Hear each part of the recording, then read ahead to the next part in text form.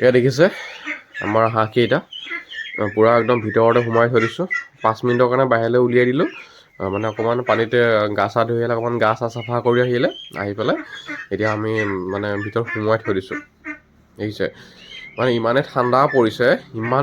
পৰিছে মানে ইহঁতক বাহিৰত ৰাখিবলৈ বহুত অসুবিধা হৈছে কাৰণ ঠাণ্ডাত গম পায় আৰু যদি ঠাণ্ডা পায় সিহঁতে কি হ'ব সিহঁতৰ অৱস্থা এয়া চাওক পুখুৰীৰ পানী ইমান ঠাণ্ডা আৰু সেই ঠাণ্ডা পানী যদি ইহঁতে